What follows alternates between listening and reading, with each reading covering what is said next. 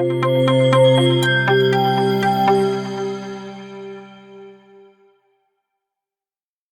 to CM Guide podcast series. When we talk about Malaysia's economy, the construction industry isn't just like a part of it. It's this massive engine, right? Driving incredible infrastructure, huge building projects that literally shape the country. But beneath all that progress, all that concrete and steel, there's been this really persistent, kind of thorny issue. It's plagued the sector for years. Payment disputes. We're talking late payments, non-payments, sometimes even underpayments. You might think, okay, what's the big deal? But honestly, if you've ever been involved in a project, you know these issues can have just a devastating ripple effect. We're talking project delays, huge financial strain on companies, and sometimes, sadly, even businesses collapsing entirely. So today, we're taking a real deep dive into Malaysia's, well, groundbreaking solution to this challenge, the Construction Industry Payment and Adjudication Act 2012. You'll hear it called CIPAA. Think of it as a sort of legal shortcut specifically designed to make sure payments are fair and timely. It offers this unique mechanism for, well, speedy dispute resolution, our mission today. To really unpack CIPA for you, we'll look at its fascinating development, how it actually works day to day, and its pretty significant impact on the construction scene here in Malaysia. We're going to cover basically everything, from how a claim gets started to what happens when a decision is finally made, and even touch on some recent updates you probably should know about. Ready to get properly informed on this crucial piece of legislation? Okay, let's unpack this. So before CIPAA even existed, how were these really common payment issues typically handled here in Malaysia? And what was the real push behind creating such a specific law just for construction? It feels very targeted. That's a great place to start, actually, Yeah. because understanding the before really helps you appreciate the after, the impact of CIPAA. Hmm. Prior to CIPAA, payment problems were, well, endemic is the word often used, widespread, deeply ingrained, not just in Malaysia, but really globally in construction. You had this cascade of issues, late payments, non-payments, underpayments. And these weren't just small annoyances. They caused massive disruptions to project cash flow. Just picture it. A main contractor doesn't get paid on time. Suddenly, they can't pay their subcontractors, Right. who then can't pay their suppliers or maybe even the workers on site. Yeah, the knock-on effect must have been huge. Exactly. This ripple effect didn't just delay projects. It led to really severe financial instability across the whole industry. In fact, commentaries from back then really highlight how serious it was. There was one study I recall found a staggering 91% of respondents agreed late payment was a critical issue. 91%. Wow, that's almost everyone saying this is a massive problem. It was crippling the industry, really, from the inside out. So, okay, Malaysia wasn't alone in this. Did we look elsewhere, maybe see how other countries were tackling it? Oh, absolutely. Malaysia wasn't operating in a vacuum here. Many developed countries had already recognized this systemic problem and put their own dedicated payment acts in place. A really good example is Australia. They have their Building and Construction Industry Security of Payment Act from 2002. Ah, okay. And that provided a significant blueprint. It showed that a specific legal framework could actually work, could inject liquidity and fairness back into the construction payment chain. It gave Malaysia a sort of template, a path forward. And the journey of CIPAA's development is quite a story. It stretches way back, actually, to around 2001. There were key figures like Y.A. Lim Chon Fong, who's now a High Court judge, of course, and Mr. Rajendra Navaratnam. They were really instrumental in kicking off those early discussions. They even sought advice from international adjudication experts, like Mr. Tony Bingham QC from England, to make sure we were incorporating global best practices. So bringing in outside expertise too. Definitely. And the drafting process itself had broad support from the major industry bodies. CIDB, the Construction Industry Development Board. Right. MBAM, the Master Builders Association. ISM, the Institution of Surveyors, Malaysia. Their involvement was absolutely crucial in shaping those initial drafts. So it sounds like a real collaborative effort then. But I can imagine something this significant, changing the way things were done, probably faced some pushback or skepticism. Oh, it certainly did. While it had broad support, there was initial skepticism, particularly about how wide the act would apply and its potential impact on existing contracts and ways of working. Sure, people get used to the status quo. Exactly. But various institutions across the industry chipped in, gave valuable input, and that helped refine the legislation. The final shape of CIPAA was meticulously worked on by Pemuda under Tan Sri Saditakasan and Tan Sri Ompokan. Their efforts were really key in making sure it accommodated the diverse views and needs of all the stakeholders. And then once the legislation was drafted, the Kuala Lumpur Regional Center for Arbitration, KLRCA, as it was known then, played an absolute crucial role in actually getting it off the ground. How so? What did they do? Well, they did extensive roadshows to educate the industry. They set up all the necessary administrative structures. They negotiated the specific regulations and exemptions with the Works Ministry. And crucially, they trained the adjudicators. Those individuals were vital to making the act work practically. So after all those years of development and prep work, the Construction Industry Payment and Adjudication Act, 2012, Act 746, it officially came into force on April 15th, 2014. And its core purpose is crystal clear. It was enacted specifically to, and I'm quoting loosely here, facilitate regular and timely payment, provide a mechanism for speedy dispute resolution through adjudication, and provide remedies for recovery of payment. So really hitting those key problem areas head on. Precisely. This wasn't just another law. It represented a fundamental shift in how the industry handled payments, moving decisively towards ensuring quick liquidity and efficient resolution, rather than letting disputes just fester and cripple projects. It was a proactive move to safeguard the entire supply chain. That's a truly fascinating origin story. It really shows how a systemic problem can drive such a specific legal solution. Now, okay, for someone maybe navigating this for the first time, what exactly counts as a payment or a construction contract under CIPAA? Are there, types of agreements or payment issues that might surprisingly fall outside its scope or have specific conditions we need to know? Absolutely. And these definitions are critical because they determine whether your particular dispute can even use CIPAA's fast-track resolution mechanism. So when we talk about payment under CIPAA, it specifically means monetary payment for construction work done or consultancy services rendered. But here's the crucial bit. This payment must arise directly under the express terms of your construction contract. It needs to be clearly spelled out in the written agreement. Okay, so it has to be explicitly mentioned in the contract itself. Exactly. This covers a whole range of payments you'd typically see. Your standard progress payments, whether they're monthly, stage-based, even advance payments.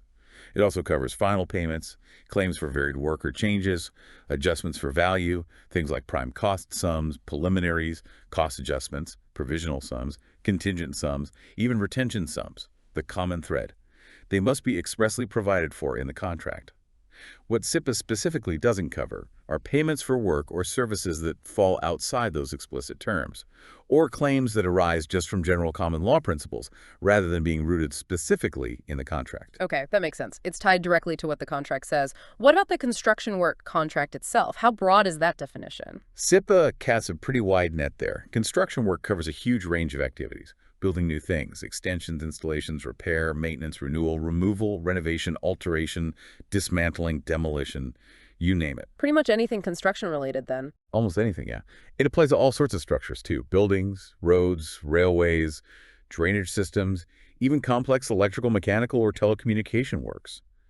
So in terms of the types of projects, it's very comprehensive. Now here's a really critical point, one that often surprises people.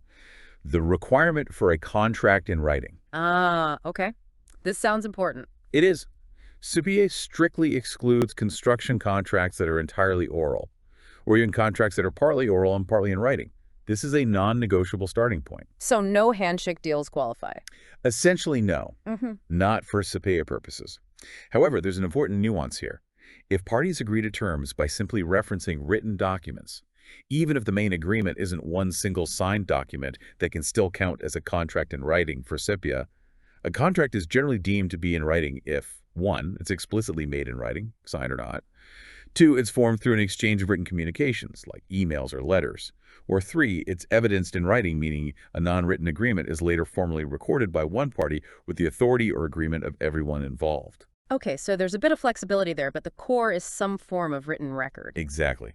And knowing this detail is absolutely vital for you to figure out if your dispute can actually use the CIPAA mechanism. That in-writing requirement, yeah, I can see how that could be a real sticking point for some disputes. But you mentioned something really unique earlier, that CIPAA can apply retrospectively. Can you unpack that a bit more? Yes, this is one of CIPAA's most, surprising and impactful features. It's retrospective application. What it means is CIPAA can actually apply to payment disputes that arose before it even came into force on April 15th, 2014. Really? even for old disputes. Yes, provided, and this is the condition that the same payment dispute hadn't already been referred to arbitration or court litigation before CIPAA came into force. So imagine you had a payment issue dragging on from, say, 2012. You thought it was maybe a lost cause because it hadn't gone to court yet. CIPAA potentially offers a lifeline, a new chance at a quick resolution, even for those older, unresolved issues. Wow, that's huge. It really broadens its reach then. It really does. It helps clear out a potential backlog of old problems that were just stuck. And perhaps one of the most significant provisions, a real game changer in CIPAA, is Section 35. This prohibits conditional payment clauses. Conditional payment, Right. like pay when paid. Exactly like pay when paid. This section was specifically designed to tackle those problematic clauses that historically just choked cash flow down the supply chain. Sure. Before CIPAA, a main contractor could easily say, look, I'll pay you, subcontractor, but only when I get paid by the project owner. And that could leave subcontractors, suppliers, everyone down the line in financial distress for months, sometimes even years. Yeah, waiting on someone else's payment. Right. But CIPAA declares any such contractual provision void, totally unenforceable. This applies if one party's obligation to pay is conditional upon them receiving payment from a third party, or even if payment is conditional on the availability of funds or the drawdown of financing facilities. So it cuts through those excuses. It cuts right through them. This isn't just some minor legal clause. It's the clause that fundamentally rebalances the power dynamic in construction payments. It ensures money actually moves when work is done, regardless of what's happening further up the chain. It truly empowers the parties doing the work. Okay, so we've established what kind of disputes CIPAA hatches and some of the key principles like the written contract and no conditional payments.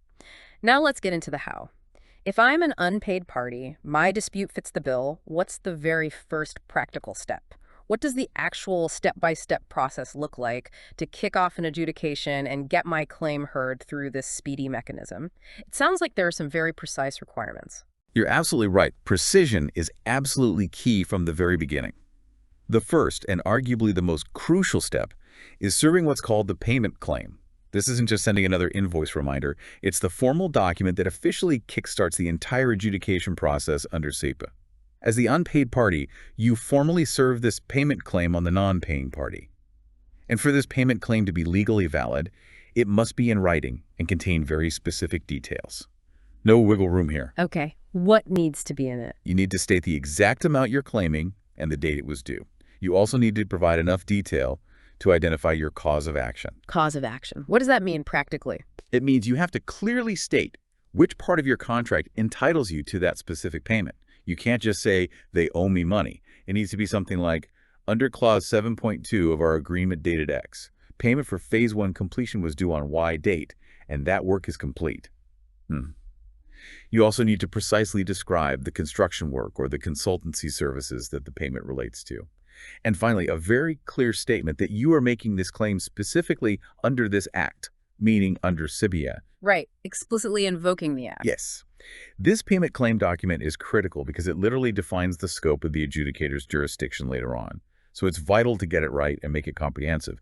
You generally won't be allowed to add new claims later unless both parties agree in writing. So thoroughness up front is key. And it's not just what you send, but how you send it that matters, right? You mentioned service earlier. Exactly. Proper service is absolutely non-negotiable for the claim's validity. CIPAA sets out specific methods. You can use personal delivery. You can leave the document at their usual place of business during normal working hours, or you can send it by registered post to their usual or last known business address.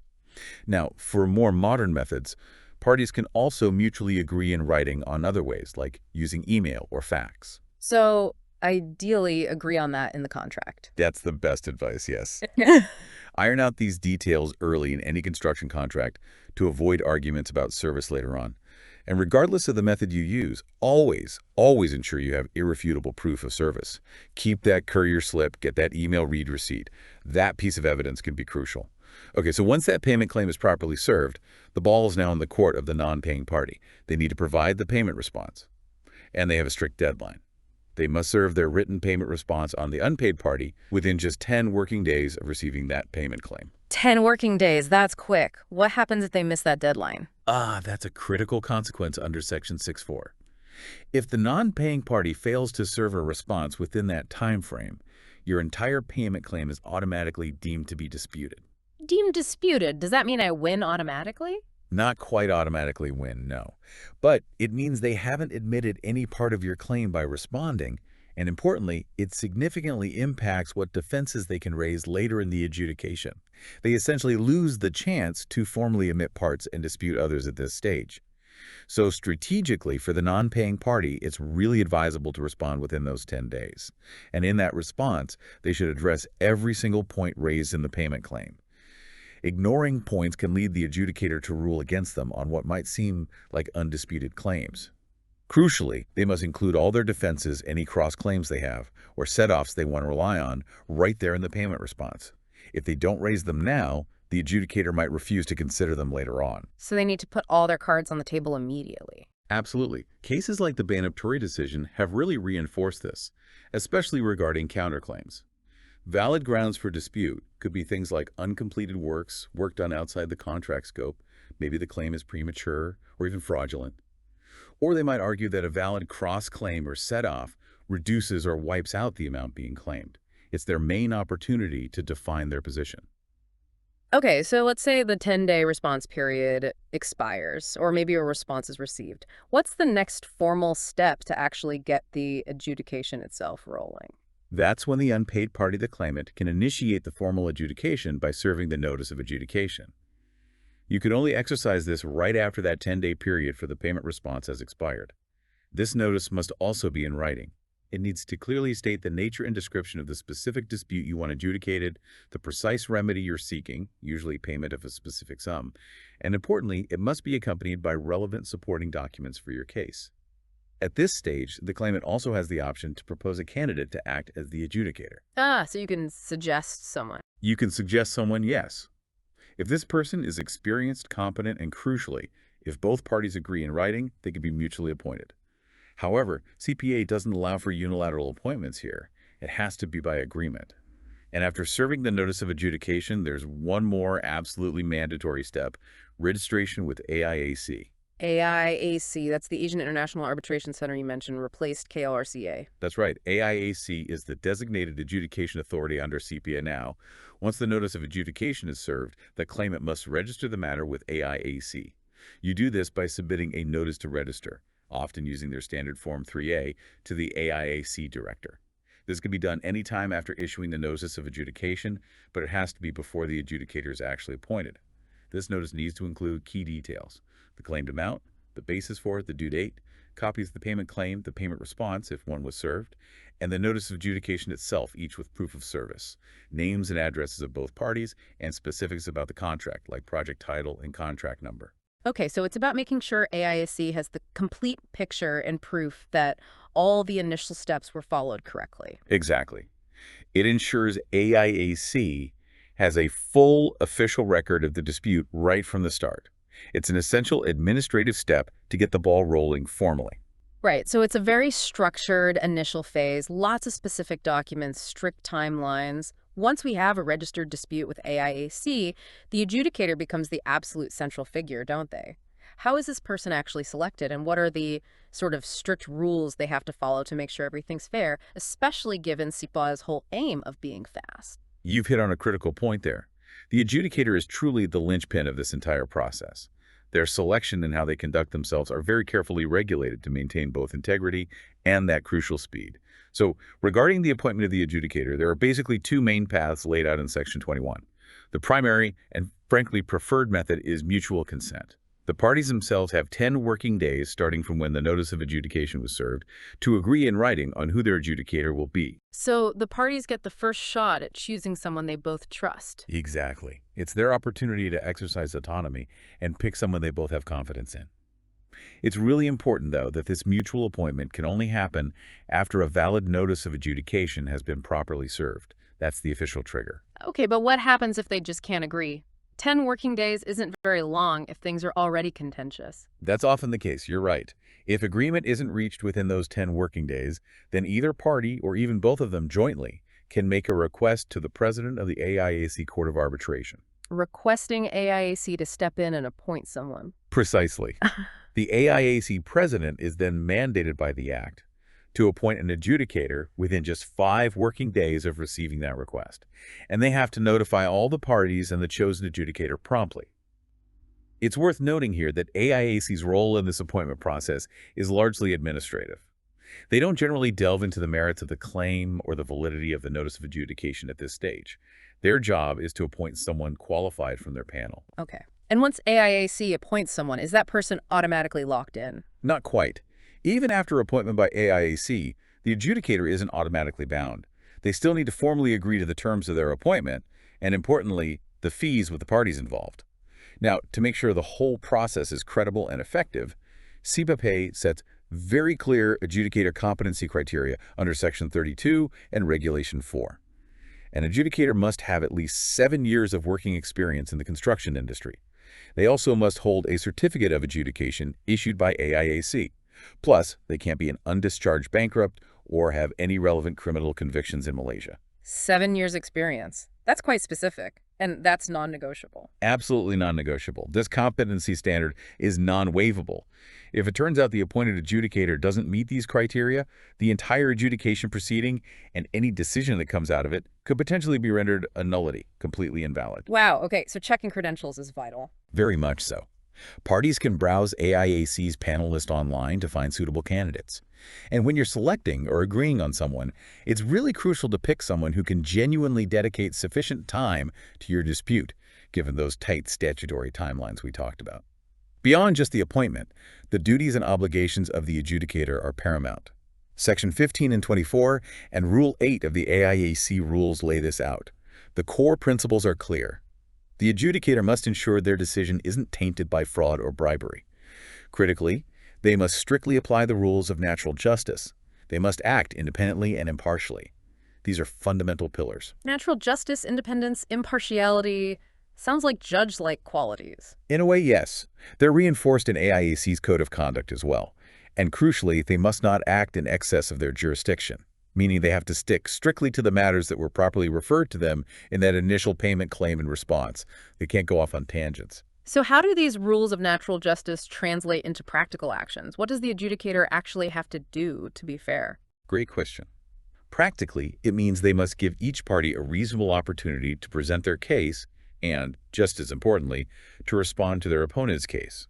Fair hearing for both sides. An adjudicator cannot accept submissions or evidence from one party without making sure the other party gets a copy and a chance to respond. That's a basic tenet. They also can't refuse a party's choice of representative at a hearing if one is held. And critically, they must not act or continue to act if they have a conflict of interest. The duty to disclose any potential conflict, past relationships, financial interests, anything, is continuous throughout the whole process. So ongoing disclosure is key. Absolutely. Regulation 5.6 even provides clear examples of conflicts. Being an employee, partner, director, or shareholder of one of the parties, being a close family member, or maybe having previously helped a party with documents or advice related to the very contract in dispute.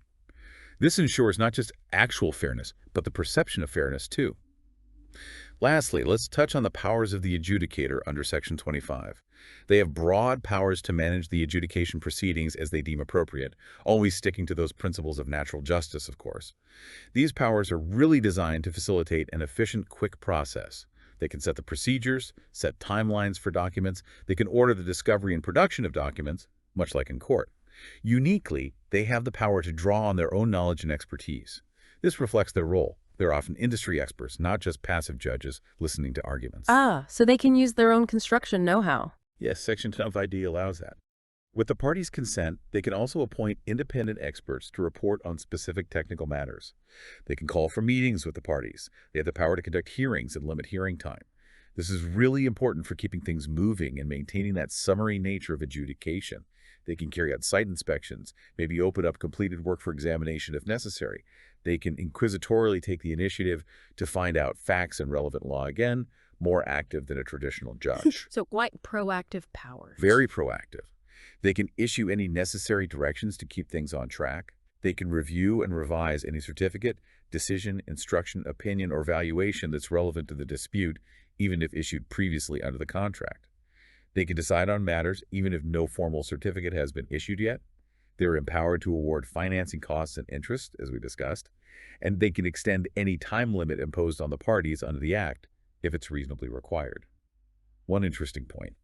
While CIPAA explicitly states the Formal Evidence Act, 1950 does not apply to adjudication proceedings. Right, keeping it less formal. The adjudicator does have the power under Section 25 Fazell to order evidence to be given on oath or affirmation. So it highlights this unique sort of hybrid nature of adjudication balancing formality with the need for speed and efficiency. Okay, with an adjudicator appointed, their duties and powers understood, what does the actual day-to-day engagement look like for the parties involved? How do they formally present their cases, and are things like formal hearings always part of the speedy process, or is it often just based on documents? Right. This is where the arguments really get laid out, where the substance of the dispute is presented. Once the adjudicator formally accepts their appointment, the clock starts ticking again for the parties to submit their detailed cases. First up is the adjudication claim. The claimant, the party who initiated everything, has a strict timeline. They must serve their detailed written adjudication claim on both the respondent and the adjudicator within just 10 working days from the date the adjudicator accepted the appointment. 10 working days again. These timelines are tight. They are indeed. This document, the adjudication claim, is where the claimant really fleshes out the details that were outlined in the earlier notice of adjudication. It needs to comprehensively set out the nature and description of the dispute, the specific remedy they're seeking, and crucially, all the supporting documents they intend to rely on. And adherence to these timelines is mandatory. If you, as the claimant, find you need more time, maybe gathering complex documents takes longer, you must formally apply to the adjudicator for an extension under Section 25 of the Act. You have to provide reasonable grounds, and the respondent naturally gets a chance to object to that extension request. Okay, so the claimant lays out their full case with all the evidence. What about the other side, the respondent? How do they formally respond to that? Next comes the adjudication response. The respondent faces an equally strict deadline. They must serve their written adjudication response on both the claimant and the adjudicator within 10 working days of receiving that detailed adjudication claim. This document is their formal answer. It needs to address the points made in the claim and include all the documents they wish to rely upon in their defense. Now, importantly, remember we talked about the payment response earlier. Any defenses, cross-claims, or set-offs that were not included in that initial payment response generally cannot be introduced for the first time here in the adjudication response. Ah, so you can't suddenly bring up new arguments. Not usually, no. Unless there was some prior agreement between the parties to specifically extend the adjudicator's jurisdiction to consider such new claims. But the general rule is you had your chance to raise defenses in the payment response. And what if the respondent fails to serve an adjudication response in time and doesn't get an extension? Well, the claimant can simply proceed with the adjudication based on their claim alone. After the response, there's the adjudication reply. This is optional for the claimant. They have 5 working days after receiving the adjudication response to serve a written adjudication reply if they choose to. And what's the purpose of this reply? It must be strictly confined to addressing only the specific matters raised by the respondent in their adjudication response.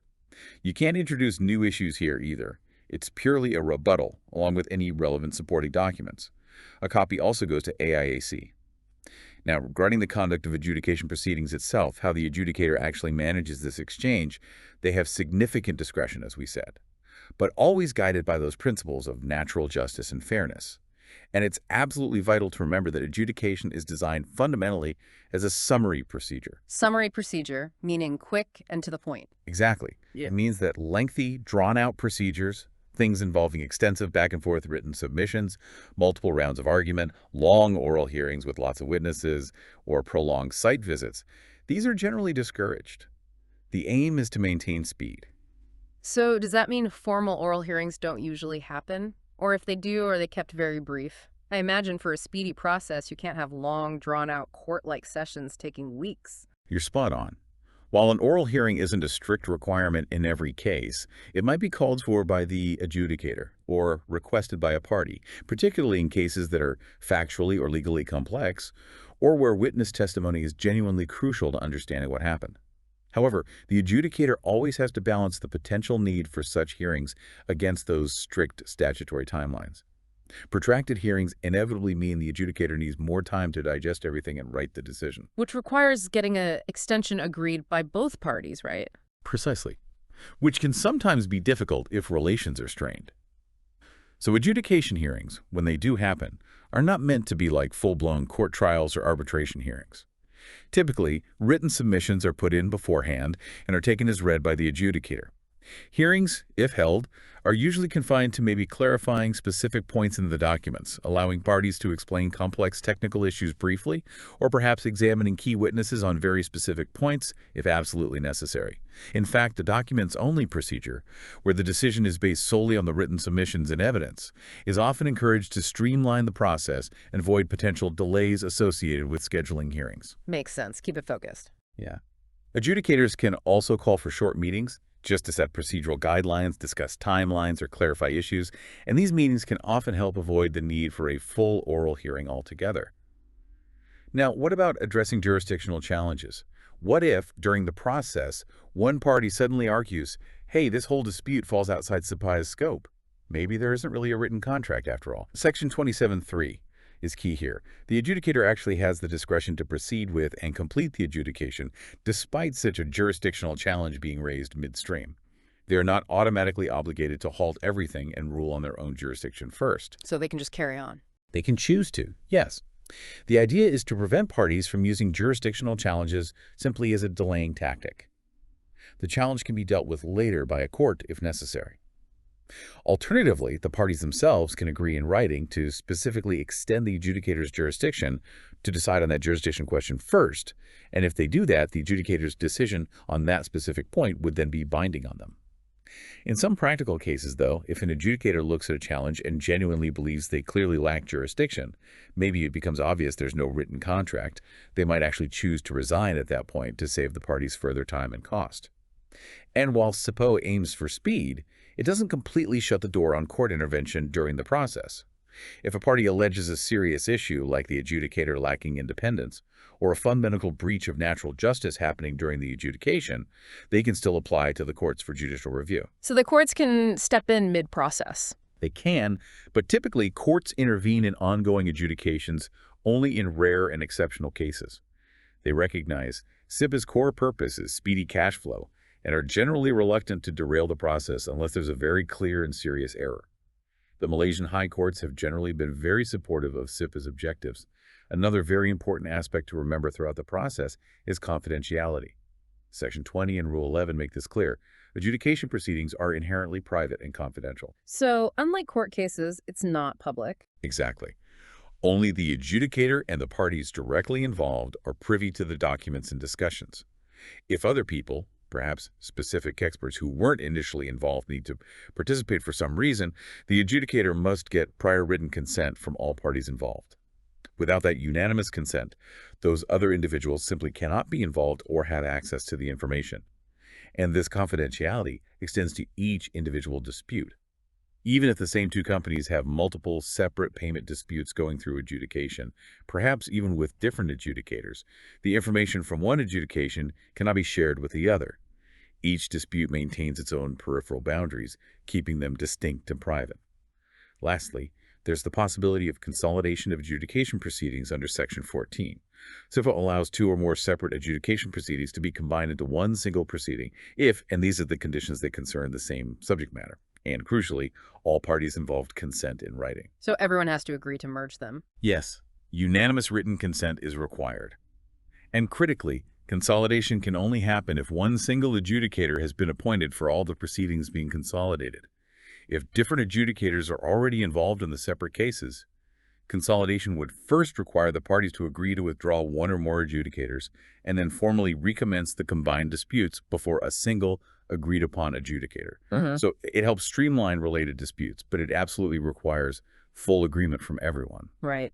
So after all the submissions, the responses, the replies, maybe some focused hearings or meetings, the adjudicator finally reaches their decision. What are the specific expectations for this decision document itself? And maybe more importantly for the parties, what happens if a party isn't happy with the outcome or perhaps worse, simply refuses to pay the amount the adjudicator says is due? This is indeed the culmination, the point everyone's been working towards. And the adjudication decision, covered mainly in Section 12, is subject to very strict rules and, again, those tight timelines. The adjudicator is under immense pressure here. They must decide the dispute and deliver their written adjudication decision within a mandatory 45 working days. 45 working days. That clock starts ticking from when exactly? It starts from the service of the adjudication response, or if an adjudication reply was served from the date that reply was served, whichever is later.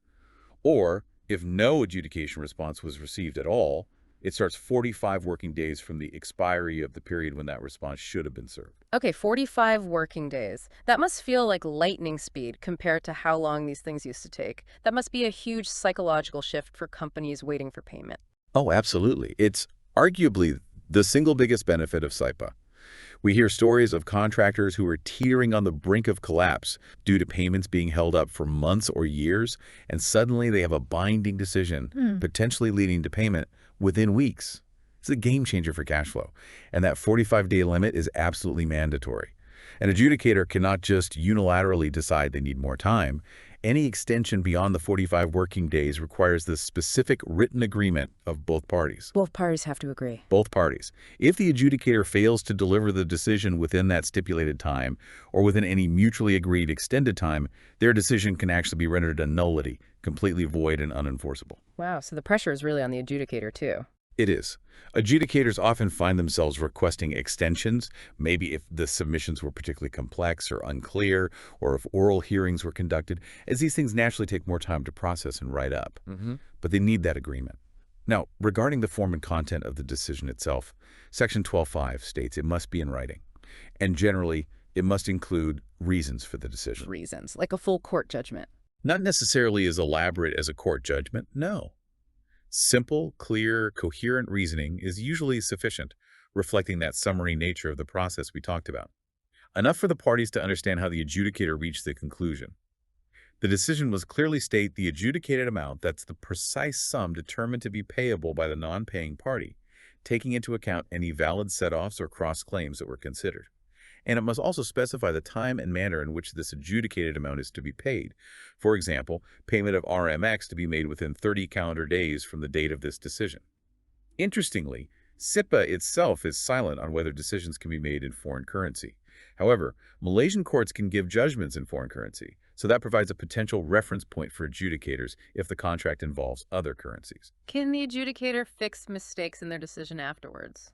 Like a typo? Oh, yeah, Section 12.7 allows for that. Adjudicators can correct any computational or typographical errors in their decision. They can do this on their own initiative or if a party points it out and requests a correction.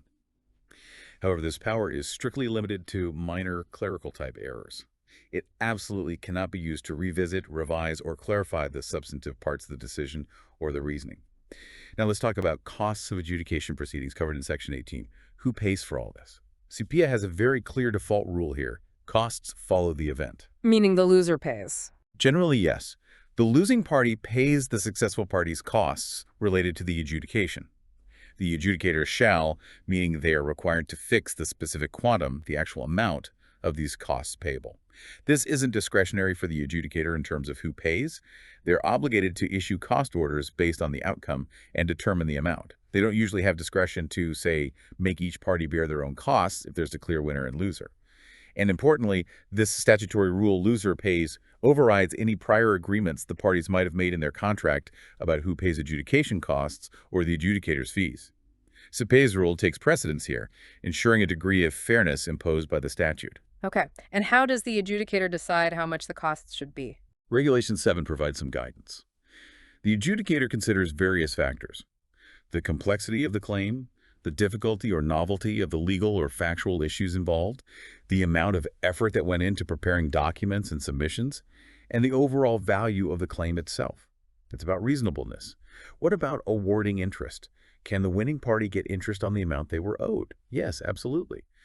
Provided the claimant actually included a claim for interest and financing costs in their initial payment claim and then carried it through to their adjudication claim, the adjudicator can award them under Section 25(0). For financing costs specifically, maybe the claimant had to take out a loan because they weren't paid. They must demonstrate they actually incurred such costs. For interest on the principal claim amount, it generally runs from the date the payment originally became due and payable under the contract. The purpose isn't to penalize the losing party, but rather to compensate the unpaid party for being deprived of the use of their money for that period. And the rate of interest. If the construction contract itself specifies an interest rate for late payments, the adjudicator should generally apply that contractual rate, unless perhaps it's deemed excessive or unconscionable. If the contract is silent, then the adjudicator can apply the prescribed rate for a judgment debt under Malaysian law, which is currently 5% per annum. Now, a very practical point arises concerning adjudicators' fees and withholding the decision. What if the parties haven't paid the adjudicator's fees? CIPAA recognizes this reality in Section 19.5. The adjudicator is entitled to request full payment of their agreed fees and expenses, including any AIAC administrative fees, before they actually release the written adjudication decision to the parties. So they could hold on to the decision until they get paid. Yes.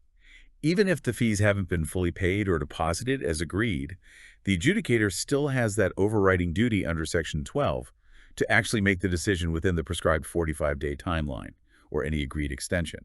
They can't delay making the decision itself just because fees are outstanding. However, once the decision is made, they can then legally withhold its delivery to the parties until those fees are fully settled. Any outstanding fees can then be recovered by the adjudicator as a simple debt from the parties who are liable to pay them. And importantly, an adjudicator remains entitled to their fees even if their decision is later challenged and set aside by a court, provided, of course, that they acted in good faith throughout the process. Right, that protects the adjudicator. And can a claimant just stop the process if they want to? Yes, withdrawal or termination of adjudication is possible under Section 17. The claimant can decide to withdraw the adjudication proceedings at any time before the decision is delivered. They just need to serve a written notice of withdrawal on the respondent and the adjudicator. Why might they do that? Various reasons. Maybe the parties reached a settlement agreement outside of the adjudication. Maybe the claimant identified a procedural irregularity in their own process that could jeopardize enforcement later, so they want to stop and restart correctly. Or perhaps they realize they need to include other related claims that require starting over with a fresh payment claim to consolidate everything properly. It's important to note, though, that withdrawing isn't necessarily consequence-free. If a claimant withdraws, the adjudicator can still make an order requiring the claimant to pay the respondent's reasonable costs incurred in the adjudication up to the point of withdrawal. So, while flexible, there can be cost implications. Okay, so the decision is finally made and delivered. Hopefully, the payment follows swiftly based on that decision. But what if it doesn't? What if the losing party just ignores it? Or, equally, what if a party genuinely feels the decision was fundamentally flawed? Maybe the adjudicator got the law wrong or overstepped their bounds. What are the mechanisms available to actually enforce a CP decision? And what are the ways to challenge it in court? Excellent questions, because enforcement and the available recourses are truly where CIPAA shows its teeth and also where its limitations are understood. First, let's nail down the binding nature of an adjudication decision under Section 13.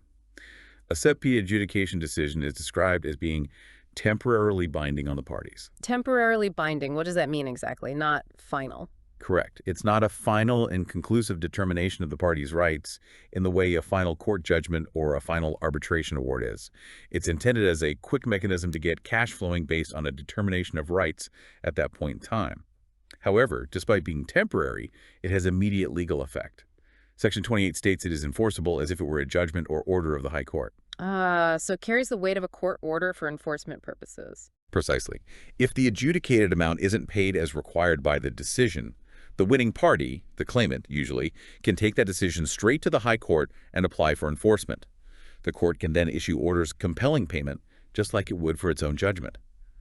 This temporary binding nature, coupled with High Court enforcement, is what's designed to ensure swift cash flow, even if the underlying dispute might eventually be re-argued in court or arbitration later. Now, if payment isn't made voluntarily after the decision, CIPAA provides some very powerful remedies for non-payment of the adjudicated amount. The first one, under Section 29, is the right to suspend performance or reduce the rate of work.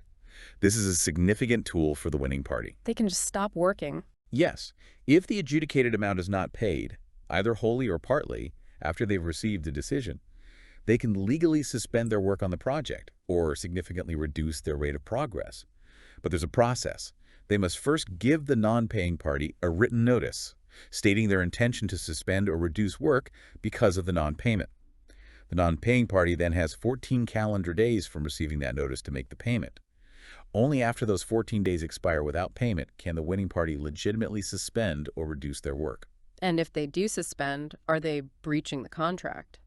Crucially, no. Section 29 explicitly states that if they follow this procedure, they are not considered to be in breach of contract for suspending. Furthermore, they are entitled to claim a fair and reasonable extension of time to complete their contractual obligations because of the delay caused by the suspension. And they can also recover any direct losses and expenses they incurred as a result of having to suspend and then remobilize. They then have to resume work properly within 10 working days once the adjudicated amount is eventually paid. That's some serious leverage for the unpaid party. It's a very significant leverage, yes. It directly impacts the progress of the project, which often gets the payer's attention quickly. The second major remedy under Section 30 is direct payment from the principal. The principal, meaning the party who hired the losing party, like the project owner. Exactly.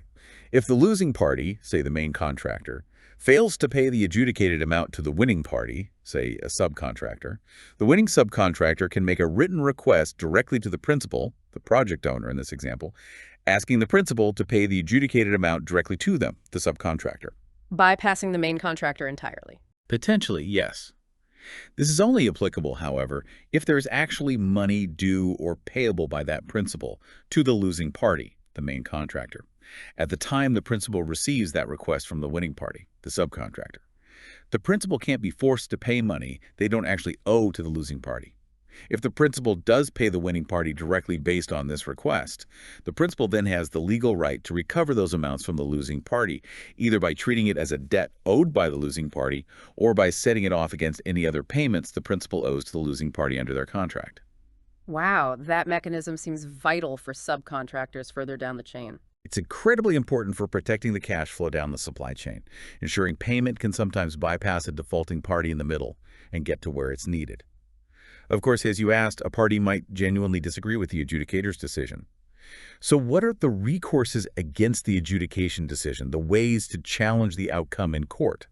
First, under Section 15, an aggrieved party can apply to the High Court to set aside the adjudication decision. However, and this is a very important however, this can only be done on very specific, quite narrow grounds laid out in the Act.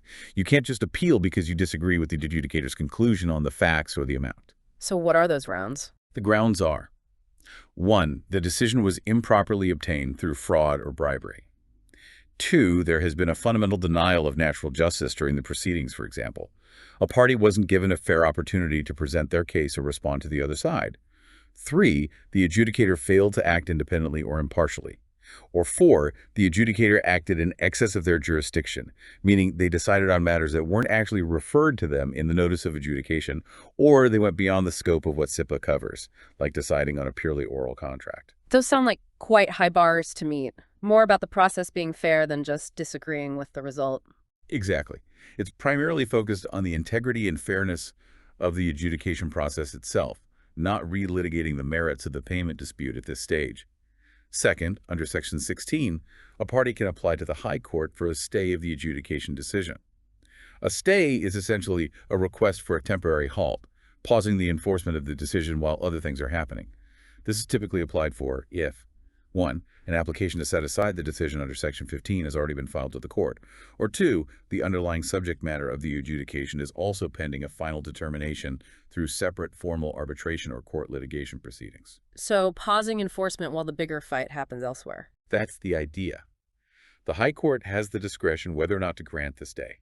They might grant it outright, or they might grant it conditionally, for example, ordering the party seeking the stay, usually the losing party, to deposit the full adjudicated amount or part of it with AIAC or into court as security while the challenge or the main arbitration litigation proceeds. The court will try to balance the winning party's right to prompt payment under CIPAA against the losing party's right to challenge or seek final determination. Okay, so even with CIPAA designed for speed, the High Court still plays a significant role in enforcement and oversight. Absolutely. And as we touched on briefly before, judicial review means the courts can, in theory, intervene even during an ongoing adjudication, though they do so rarely. Finally, it's important to understand the relationship with other dispute resolution processes, as outlined in Section 37. CIPAA allows for flexibility in parallel processes. A dispute over payment in a construction contract can be referred concurrently at the same time to adjudication under CIPAA and also to arbitration if the contract provides for it, or to the court. So you can run them side by side. You can. And critically, Section 37(2) states that starting an arbitration or a court case concerning a dispute that is already being adjudicated under CIPAA does not automatically stop or affect the ongoing adjudication proceedings. The adjudication continues independently. and his decision, when delivered, remains temporarily binding, as we discussed, until it is eventually superseded by a final decision coming out of that separate arbitration or court case. So CIPAA gives you a quick interim solution for cash flow, while the potentially longer final battle can still be fought elsewhere if needed. That's a perfect summary of it. It provides options. Parties can pursue that quick, temporarily binding payment through CIPAA to keep the project funded and alive, while still preserving their right to have the full merits of the dispute finally determined through the more detailed, albeit slower, processes of arbitration or litigation if they feel it's necessary. It's about getting cash moving now, without necessarily forfeiting your right to a final determination later. Right, that makes a lot of sense. It's clear that CIPAA has brought a massive amount of structure and, crucially, speed to resolving these often crippling payment disputes in construction. So what's the absolute latest on this act? Have there been any recent changes that parties operating in Malaysia need to be aware of? And stepping back a bit, how is CIPAA generally perceived by the industry today? Is it seen as effective, living up to its promises since it came in back in 2014? Indeed, CIPAA has been truly transformative, no doubt about it, and it continues to evolve just slightly to keep pace with administrative changes. The most significant recent update is the CIPAA Amendment Bill 2024. Now, this bill was actually passed by both houses in Parliament here in Malaysia back in July 2024, and as we speak, it's likely awaiting royal assent to formally become law. This amendment marks a sort of administrative update for CIPAA, primarily reflecting that institutional restructuring we mentioned earlier, the Kuala Lumpur Regional Center for Arbitration, KLRCA, being formally restructured and renamed as the Asian International Arbitration Center, or AIAC. Ah, okay. So the law is just catching up with the name change and structure change of the administering body. Exactly. The key change in this 2024 amendment is simply that all the references within the CIPAA legislation that previously said KLRCA are now officially changed to AIAC. And similarly, the title Director of KLRCA, who had specific statutory functions under the original act, has been replaced with the title President of the AIAC Court of Arbitration. So functionally, it just ensures a seamless transition and clear continuity for the adjudication regime. All the tasks that KLRCA used to perform under CIPAA, like receiving copies of all adjudication decisions, potentially holding adjudicated amounts in deposit if ordered by the court, will now formally be assumed by AIAC and its president. It's mostly an administrative tidying up exercise. Okay, good to know. Now, what about the bigger picture, its perceived effectiveness within the industry? How do contractors, subcontractors, consultants feel about it now, roughly a decade on? Well, based on various commentaries and studies, including quite a recent one from 2023 that specifically focused on contractors in Selangor, the feedback is overwhelmingly positive. The vast majority of contractors surveyed strongly support CIPAA's implementation and consider it a highly effective method for resolving payment issues. It's not just seen as a way, but often the preferred way for many. The act is viewed as providing benefits that go far beyond just sorting out disputes. It's seen as actively improving project cash flows across the board and aiming to regulate payment conduct more generally, making it a really invaluable tool for strengthening the entire construction sector. So it's not just seen as a legal tool for when things go wrong, but actually as a positive business enabler. What are the specific top benefits that contractors consistently point to? Exactly. It's seen as much more than just a dispute mechanism. Contractors consistently highlight several key benefits. First, and this always ranks highest, is its speedy dispute resolution. That ability to potentially get a binding decision within just 45 working days, with payment potentially due just 30 days after that, is just a world away from the lengthy timelines of traditional litigation or arbitration, which could take years. This rapid turnaround is absolutely crucial for maintaining project liquidity and ensuring work can continue without being starved of funds. It really is CIPAA's biggest selling point. Yeah, that speed factor seems paramount. What else? Second is cost effectiveness. Adjudication is widely perceived as having significantly lower overall costs compared to full-blown arbitration or court litigation. Some estimates suggest typical adjudication costs range perhaps from RM8,000 up to maybe RM90,000, depending on complexity, which is often considerably less than the potential legal fees for other routes. Also, the flexibility that you don't strictly require a lawyer to represent you in adjudication, though many parties do choose legal representation for complex cases, can also contribute to potential cost savings, especially for smaller claims. Right. Lower barrier to entry, cost-wise. Potentially, yes. Third is enforceability. The fact that an adjudicator's decision, even though technically temporarily binding, is enforceable through the high court, like a judgment, gives it real teeth. Unless it's successfully challenged and set aside on those narrow grounds, it provides strong security for the unpaid party and compels compliance. Fourth, confidentiality is highly valued. As we discussed, the private nature of the adjudication process means companies can resolve their contractual issues without public disclosure, which can be really important for preserving ongoing business relationships and reputations. That's a big one for businesses, I imagine. Huge. Fifth, the existence of statutory rights is powerful. CIPAA provides a statutory right to adjudicate payment disputes falling within its scope. This means parties can initiate adjudication even if their original construction contract doesn't have an explicit adjudication clause written into it. The Act itself provides the right, ensuring access. Sixth, those remedies for non-payment we covered, the right to suspend work or seek direct payment from the principal, are seen as really powerful, practical incentives for compliance. They offer tangible leverage for the unpaid party that didn't really exist before CIPAA. And lastly, the process is generally seen as having greater flexibility in terms of procedure compared to the rigid formalities of court proceedings. Now, despite all these clear benefits and the widespread support among those who actively use CIPAA, some commentaries do suggest a remaining challenge. Still, even after a decade. It seems so, particularly among smaller contractors or subcontractors. Some may still be unaware of CIPAA's existence, or perhaps they don't fully understand the extent of the protections it offers them. This highlights an ongoing need for continued awareness campaigns, maybe through government schemes or industry associations, and educational initiatives to ensure the Act's benefits are fully realized across the entire industry, not just by the larger players. But the good news on that front is that the Malaysian high courts have played and continue to play a vital role. They've generally been very active in supporting CIPAA's purpose, interpreting it in a way that upholds its principles, and facilitating timely enforcement. This judicial support has been crucial in building confidence and contributing to the certainty of cash flow that the Act aims to achieve.